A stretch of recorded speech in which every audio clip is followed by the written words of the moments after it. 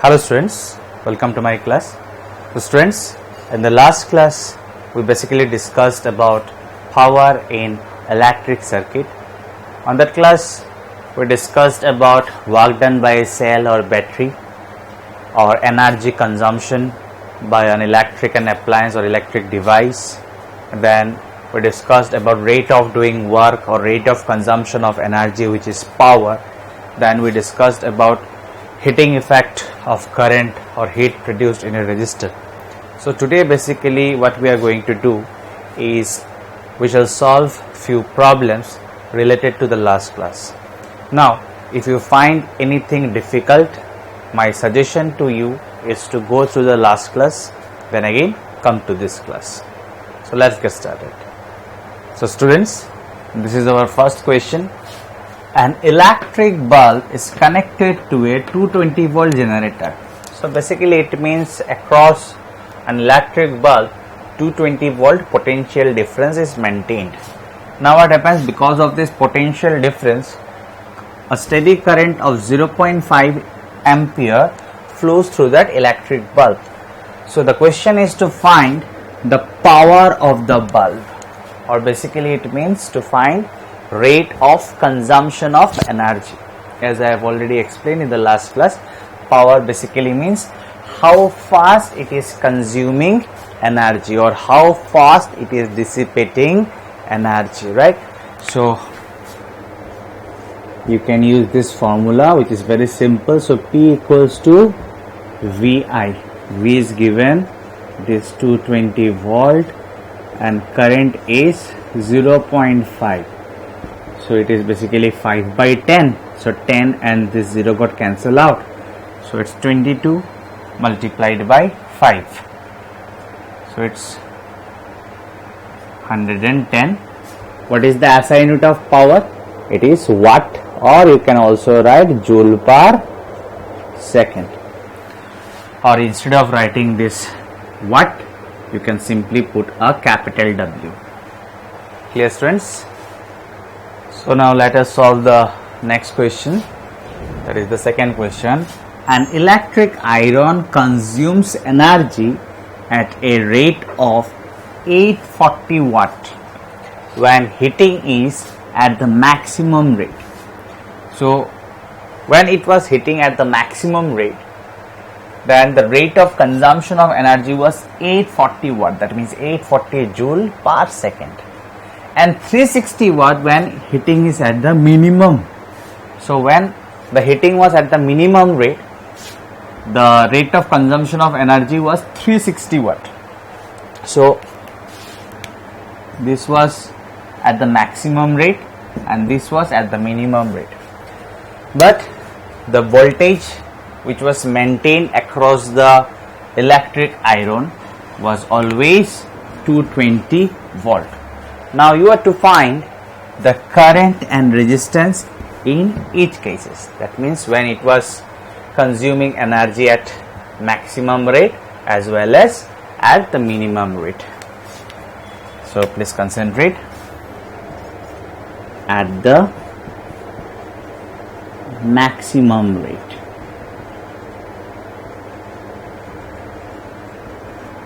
Right? So you are given power, you are given voltage, so obviously you can find current very easily. So P equals to VI. So from that relation you can find I, that is P by V. P is 840 and V is 220, right?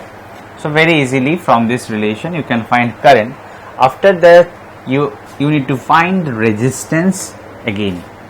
That means when it was consuming energy at maximum rate, then what was the resistance of this electric iron? So we know that from Ohm's law V equals to IR. We have the value of V, which is 220 volt. We will find the value of current from here. After that very easily we can find the value of resistance, which will be V by I. So I am not doing the calculation part, that you can do it very easily. Similarly, you need to go for these steps at the minimum rate, or for the case when it was consuming energy at the minimum rate. So no need to write like this. You can write when the electric iron was consuming energy at 840 watt. Again here, when the electric iron was consuming energy at 360 watt. Like, right? So obviously I'm not writing for the minimum rate. You just need to follow these steps. Obviously, as I have already told, throughout the potential difference maintained across the electric iron was 220 volt only. Clear? Students, now let us solve the third question. 100 joule of heat is produced each second in a 4 ohm resistance. Now please concentrate. 100 joule of heat produced each second. So joule per second, it is nothing but power, right? So power is 100 joule per second, and we know that joule per second is nothing but called watt, right? So that is why the concept is very important. Clear? You cannot go by formula only.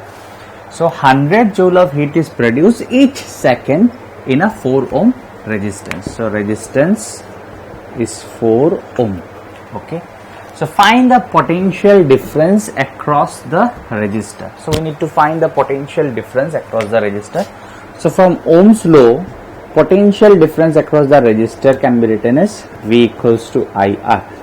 Now we have the value of R, but we don't have the value of I, right? So how to find the value of I? Because after we find the value of I, we will be able to find the value of V, right? So students, we know that power is given, right? So P equals to, we know that I square R. Any problem? So we know that P equals to VI. Now any problem? No, obviously. Then V equals to IR. V equals to IR. So in place of V, if you put IR, then it becomes I square R, right? So we know that P equals to I square R. From here, I square will be equals to P by R. So I will be equals to root over P by R, right? So from this, we can, so instead of writing I, we can write root over P by R, right? Multiplied by R. Clear? So V equals to root over P by R. And instead of writing R, you can write root over R multiplied by root over R. Any problem, students? No. So root R got cancelled out. So root P multiplied by root R, it is basically root P multiplied by R. So P is given, it is 100, and resistance is given, it is 4. So root over 100 is 10 and root over 4 is 2. So answer is 20 volt. Yes friends, so potential difference across the resistor is 20 volt. Students, now we shall discuss about commercial unit of energy.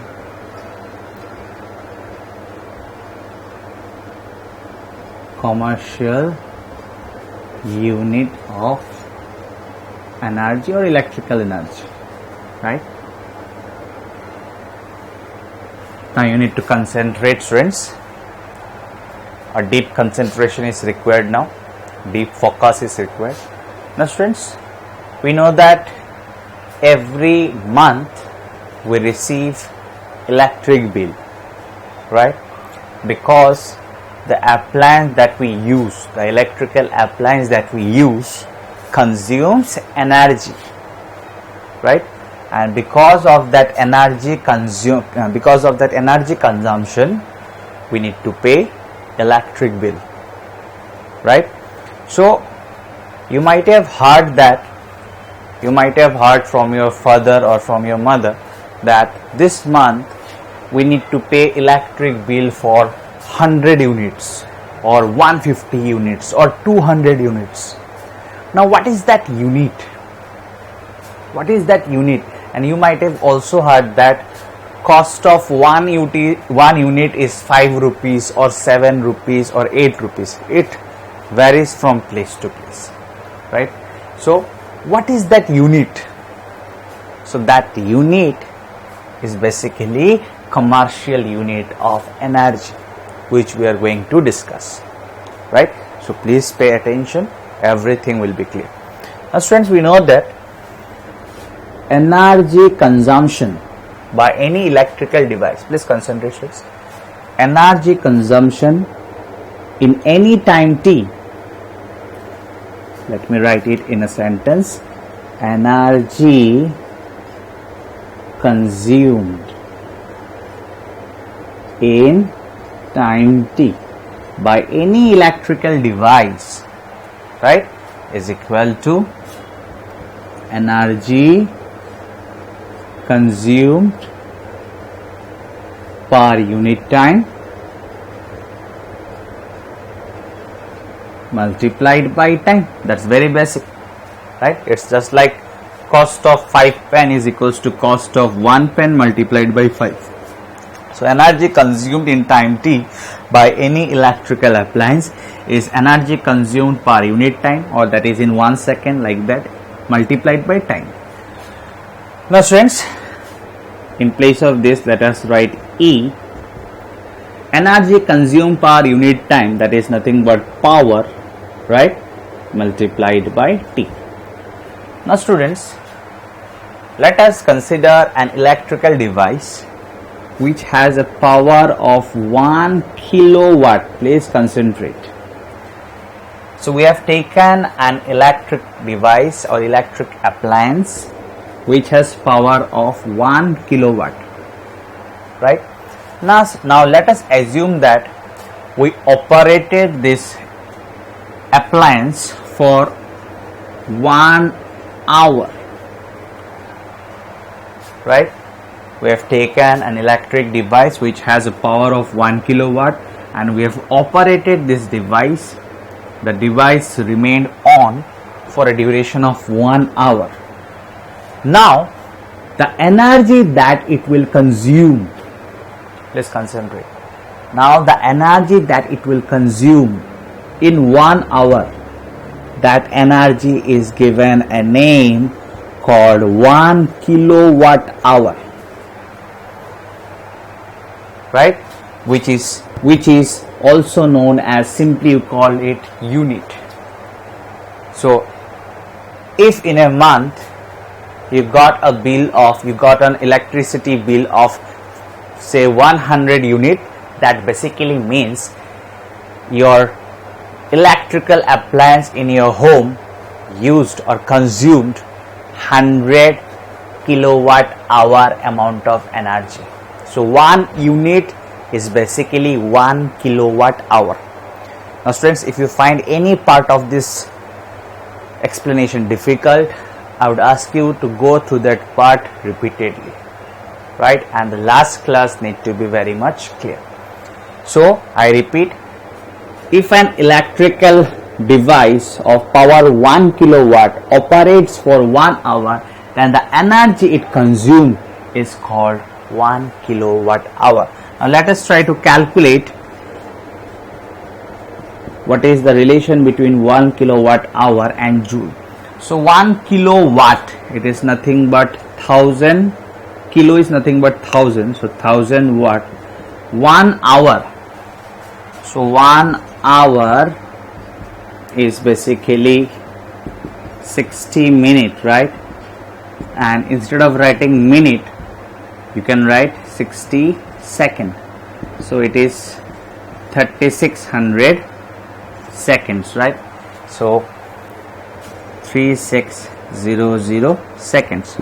So what is SI unit of power? Second is SI unit of time. So you have 3.6 into 10 to the power 6 watt second, which is SI unit of energy. What you are calculating is energy, right? So it is in joule, because you have written power in SI unit, time in SI units. Obviously your energy will be in SI unit, that is 3.6 to 10 to the power 6. So this much amount of energy is given a name called 1 kilowatt hour or 1 unit, right? 1 kilowatt hour or 1 unit. If in a month you are paying bill for 150 unit, that means that is 150 kilowatt hour. Right, students? Everything is clear, and its cost varies from place to place.